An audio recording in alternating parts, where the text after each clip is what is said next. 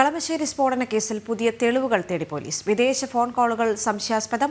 സ്ഫോടക വസ്തുക്കൾ ക്രമീകരിക്കാൻ വിദഗ്ധരുടെ സഹായം ലഭിച്ചിരുന്നോ എന്നും സംശയമുണ്ട്. പുതിയ തെളിവുകൾ നിർണായകമെങ്കിൽ അനുബന്ധ കുറ്റപത്രം സമർപ്പിച്ചേക്കും. കിരൺ തുടരുന്നുണ്ട്. കിരൺ, പ്രതിയുടെ വിദേശ ബന്ധങ്ങൾ സംബന്ധിച്ച് പോലും ചില സംശയങ്ങളും അന്വേഷണങ്ങളും എല്ലാം നടന്നു വരികയാണ്. മാത്രമല്ല, ഇതുമായി ബന്ധപ്പെട്ട നിലവിൽ പോലീസിന്റെ സംശയങ്ങൾ എന്തൊക്കെയാണ്? അല്ലെങ്കിൽ ഒരു കൺക്ലൂഷനിലെത്താൻ ഇപ്പോഴും പോലീസിന് കഴിഞ്ഞിട്ടുണ്ടോ? ഈ കളമശ്ശേരിയിലെ സ്ഫോടന കേസുമായി ബന്ധപ്പെട്ട് നേരത്തെ ഇതിൽ പിടിയിലായിട്ടുള്ള പ്രതി ഡൊമിനിക് മാർട്ടിൻ മാത്രമാണ് ഏക പ്രതി എന്ന് പറഞ്ഞുകൊണ്ടായിരുന്നു പോലീസ് കുറ്റപത്രം സമർപ്പിച്ചത്. കഴിഞ്ഞ ഏപ്രിൽ കുറ്റപത്രം സമർപ്പിച്ചിരുന്നതാണ്. എന്നാൽ ഈ കേസിലെ നേരത്തെ മുതൽ ഉയർന്നിരുന്ന ചില ആരോപണങ്ങളിലും സംശയങ്ങളിലേക്കും വീണ്ടും പോലീസിന്റെ അന്വേഷണം എത്തുന്നു എന്നുള്ളൊരു കാര്യം തന്നെയാണ്. ഈ സംഭവ ദിവസം ഈ ബോംബുണ്ടാക്കിയതടക്കമുള്ള കാര്യങ്ങളിൽ ഇയാൾക്ക് ഏതെങ്കിലും തരത്തിലുള്ള വിദേശ സഹായങ്ങൾ ലഭിച്ചിട്ടുണ്ടോ എന്ന കാര്യങ്ങളിലേക്കാണ് കൂടുതലായിട്ട് പോലീസ് പരിശോധനയ്ക്ക് വേണ്ടി ഒരുങ്ങുന്നത്. ആദ്യഘട്ടത്തിൽ പരിശോധന നടത്തിയ പോലീസ് പറഞ്ഞിരുന്നത് ഇത് വ്യക്തിവൈരാഗ്യം മാത്രമാണ്.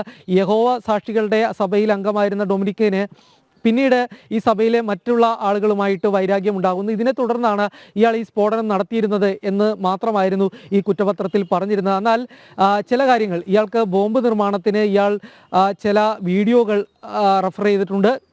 കൂടാതെ ഇയാൾക്ക് വിദേശത്തു നിന്ന് കോളുകൾ മറ്റും ഈ സമയത്ത് ആയിട്ട് വന്നിട്ടുണ്ട്. അതായത് ഈ ബോംബ് നിർമ്മാണത്തിനും ഈ സ്ഫോടനത്തിന് ശേഷമായിട്ടുള്ള സമയങ്ങളിലൊക്കെ തന്നെ ഇയാൾക്ക് ഫോൺ കോളുകളൊക്കെ വന്നിട്ടുണ്ട്.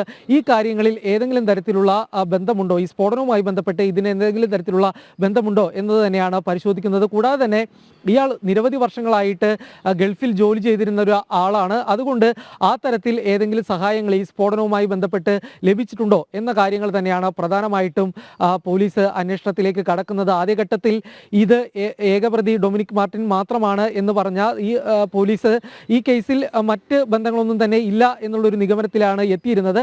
എന്നാൽ ഇപ്പോൾ വീണ്ടും ഇതിൽ ഈ കാര്യങ്ങളിൽ കൂടുതലായിട്ടുള്ള പരിശോധന നടത്തുകയാണ്.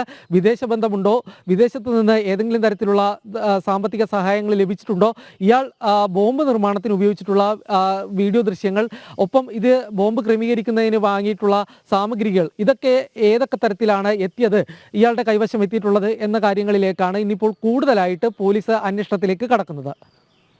ശരി, കിരൺ കുമാറാണ് കൊച്ചിയിൽ നിന്ന് വിവരങ്ങൾ നൽകിയത്.